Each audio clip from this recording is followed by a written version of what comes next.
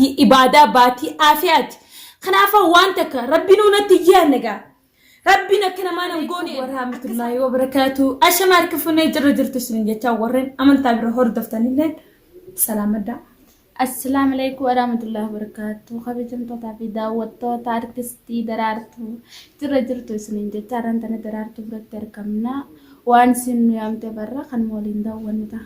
Assalamu alaikum warahmatullahi wabarakatuh. Hordoftoota fi daawwattoota artistii Daraartuu mee waan isin jettu cufna الرجاء دعوتو تخيا قالي إلمان رمو والله جاللتي نرابط كتو جاللتي تيسان فارون كيسان نتكاتان السنينجا أوكي درارتون مالك بتي ديبتي جتون كيسان واني نولم نتكا وانيني نانكا بدي في مجا غافديو سا ولمان كاميرا لالو جرى مجا سانكا سمي نافدو ساني هيدا كانين دربساني ايغانا من هيداتي كيو خنا توربان كان هندو من هيداتي دي مجرى qabani jechuudha lammi gaachana ana kana maati miti akkana maatti garaa hin jabaaddu warreen Daraartuun if goggooti jettanis koomandi jalatti dhabamu difama ammaaliif jennaan baatiin tanatti aanu deemtu baatii araarama baatii riskii baatii rabbiin kiyya irra naan seetiin jira kanaafu afooyinillah yoon balleessalle afooytu takkarra hanga dibba kumatti khalaas waan jee dubbadu hin beeku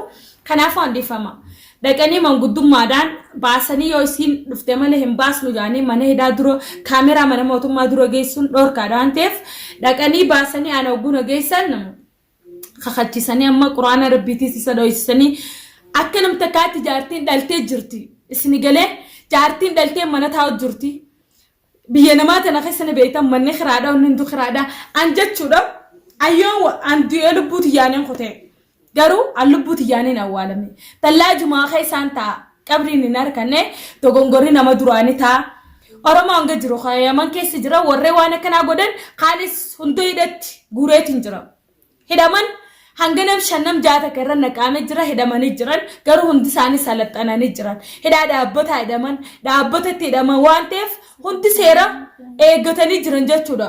Kanaafuu amma inni nan isa godhee baasee haati mana isaa daltee jirti kakachisanii si manguddumaanis baasanii si garuu fagoo miti ollaada turree ammana jijjiirradhaan jira arrallee mana kiyyatti argaman garuu gamanaan akka waan takka na godhuu hin dandeenye mana kiyyaachiin eegaleessin shirjii manaan amma itti gala kana kaameraa jira na bira dhufuufis hin dandeemu kaameraa kiyyaguu gibbiti as garagalan kaameraan kiyyayya haasidaa isti kiyya nagarsiiseetiin firraa dhorkuu dandeechuu rabbi gaditti Kanaafuu ninis qaceelee jira akka ittiin deebinee obsa khiyyaas waan yaadu jiran shirana yaadu jiran ilaarraan tanaa karabbinatti yaadin kun amma naafinne wal bira jir maal na godhe waan takka nan godhe waan takka hin taane maal sababni rabbii khiyyaan qabadhee rabbitti amanee jira gaa hayyee rabbii khiyyaan fitti aansisanii fi waan takka hin taane sila akka namaatiin qaata Biyyelleen arkaddu qabri biyya tanaani beektan tallaaja keessa silaa firija keessa haa ta'u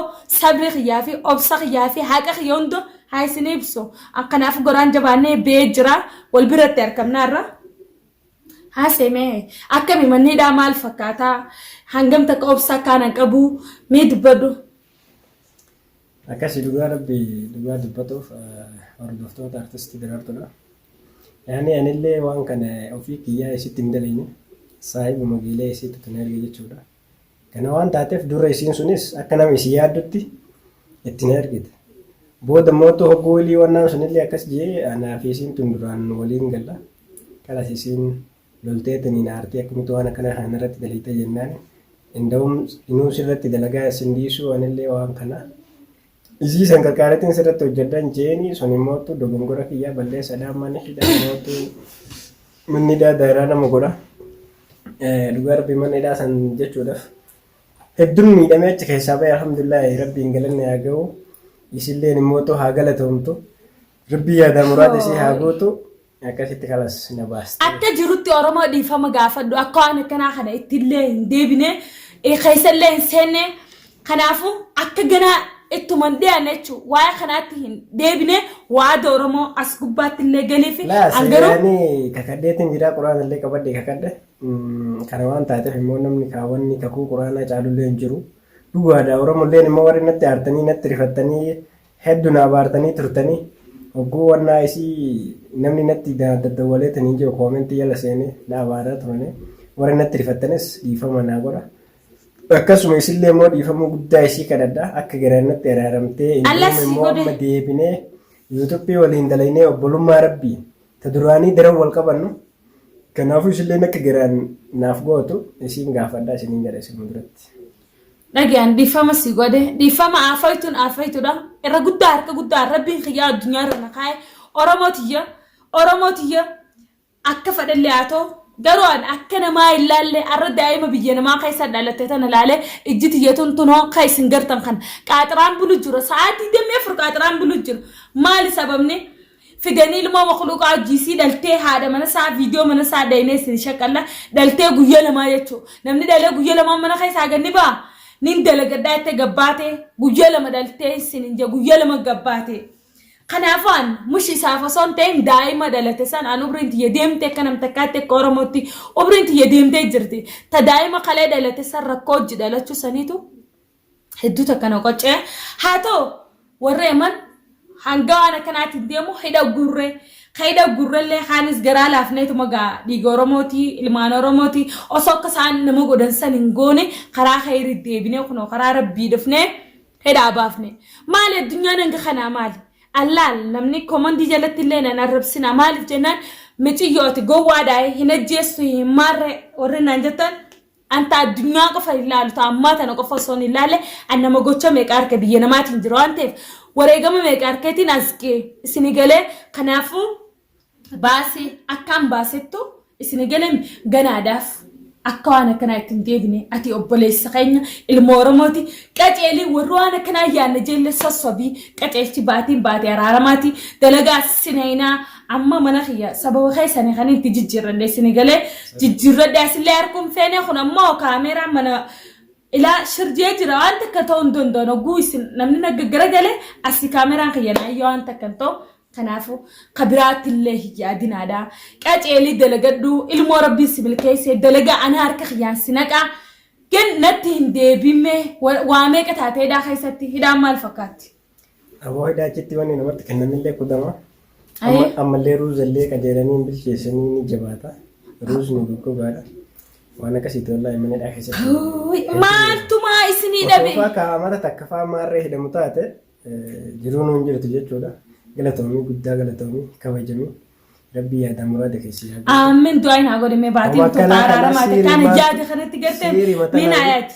Siiri matanaa rabbiin ijaan sin agarsiisa. Aamin yaa rabbal alamin naa godhe yollaa ganaallee naa godhe maali jennaan anamtu yaadu. Amma achi siirii tanatti deebi'ee siirii tana mishaala wanni kun siiriidha jedhee beekee kan namatti fidu taate harkummaan kunuun irraa hacatuun isiniin jedha. Kalaas sun Oromooti yakkanaa ka jallate jallaa keenyallee nu diriirfataa.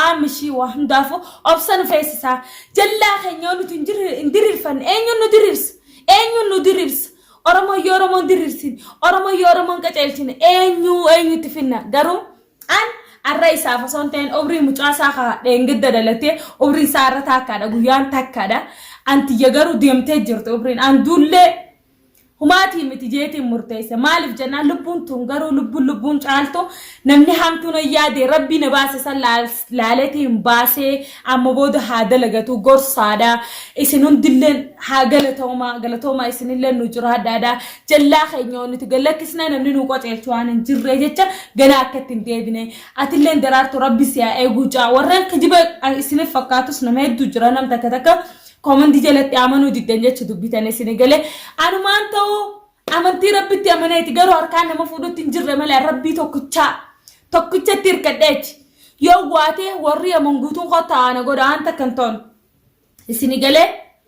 isin galee kanaafuu an daraartuun kunoo kanaas baaseen jira laalaa komandi jalatti waan feetanaa barreessaadha baasee obrii mucaa kalee dhalee haati mana isaa dhalte san saneechaan baasee Oromootiyya kanaafuu amma booda qaceelii dalagadhu waada namatti hin dabrin namni si ergu ergaan dhufin jaartii ta'e qabadhu dalagaa bakka dhabdeetti maallaqa bakka rakkatteetti liqina gaafadhu si galee maali rakkoon ta'e ni qabdaa rakkoo biraa. Yaani rakkoon guddaa. Boqqottee barakka takka taatee baatee hoyi. Maal saamanni dhana daalacheessa jiru qaba. Khalaas warreen achitti si dhufan sana uummata si booda gaggeessina idhaa. Sunni na chuma jira. Hayya kanaafuu ittiin deebinii akkam jettatis nabaatme waa'ee kanarratti. Takkasitti gaa'ee obboleettiin teenya tunilleen isiin rabbiif jettee irra dabru isiitiif isiifillee rabbiin badii isii dhiifama haa godhu. Aamin aamin. Kan akkasitti ammallee isallee akka ittiin deebine irraa gorfamee jira. Takkasitti gaa'ee wanti wanni hin jiru. Alhamdulillah amma murtee isaan najma booda isaan lachuu wanni feenu isaan lachuu Oromoodha.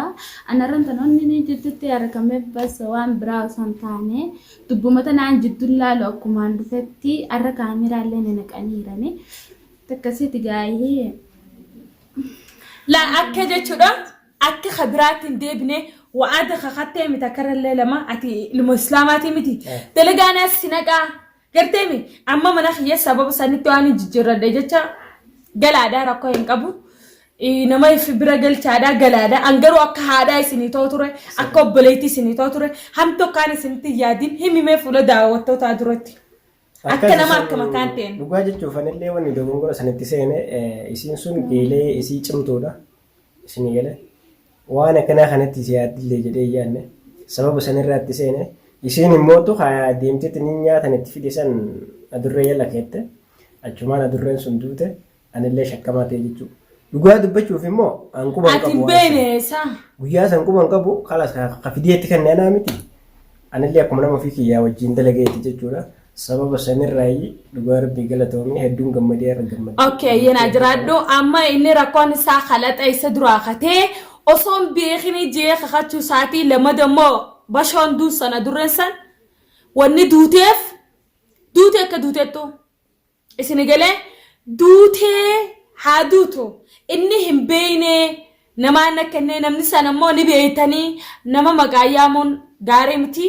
Hiriyaatiyyaa geeletiyya ta'etti kannite isin galee kannitee'o akka isin kannite sanitti rabbin waan takkanan goone miskiina nagayaan jiraachuu jiru hidhatti darbine qadiyyaa dabbaruu kaan jechuu ilaa obrii hidhuu kaan kanaafuu rabbina baasi gaan daraartuudha yoon lammiftaayo yoon biyyatti yaalalee'o yoon biyya galee biyyaalalee'o annamaan qocoome akkana na laalaa isin rifachiisu wallahi isin rifachisa kanaafuu nama akka xiyyaa kana jajjabeessuu kararra kaayu akkana kana yaada malee siirii summi hiyaadina Oromoo arrallee barulleen ta Oromoodhaati daraartuun ta Oromooti ta Oromiyaati خلاص hajiraadhu kanaafuu baqa wanta kamti qaceelee jira akka ittiin deebine rabbiirraa خلطنا النسان المنا ما ربي خالق أنا إنتين المنا ما كم بلّي سننجر السنغالي خنافو باتين تم باتي أرارما باتي خيري باتي رزقي جلا خيني دري الفتشة والكبتشة ولا لا خيني كأجل الفتشة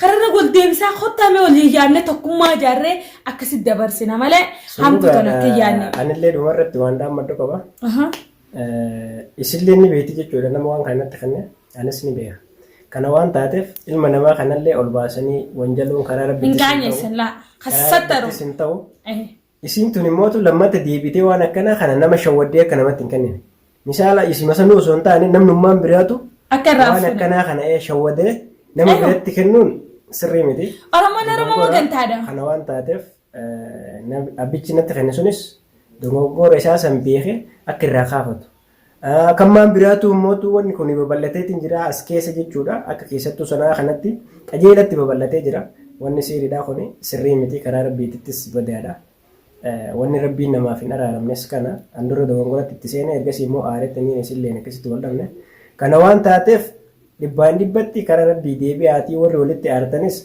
baatiin khayriiti ammallee daawwattoonni immoo natti illee qiryettaniitiin afawtu godaaf wallahi godaaf mana godaadha isin martuu anu wanta kan taane godaaf kunis warri dhalaa obboleeyyan kiyyaa haadha kiyyaa kadhiira ammootu obboleessa abbaadha kana waan taateef irra naaf dabraadha koomentii jalatti waan afawtu jaanii anu lubbuun tiyya rabbi na baase jedhaanii isiniin jedha afuuna lillaahi isiniin jaa isin daawwattoonni daraartoodha marta isinu kanaafuu daawwattoota kiyya qaalii ilmaan Oromoo lammitiyya anu rabbi na baase afaytu godhee fi afaytu tarabbi allaati akkasumatti daawwattoota kiyya leedifama gaafatee jira akkasitti ammaan illee galatoomaadha du'aa teessanii na bira jirtan akka nam takkaatti ilmaan Oromoo na bira jira waan takka hin taaneen gartanii annin jirre daraartuun teessan maaliif jennaan sammuun tiyya waan guddaa baaddattee deemti sammuun tiyya fuuldura deemti if duba deemuuf hin deemtu isni galee sammuunti yoon fuulduraa qabattee jirti na jajjabee isaa malee duuba kana hin deebisne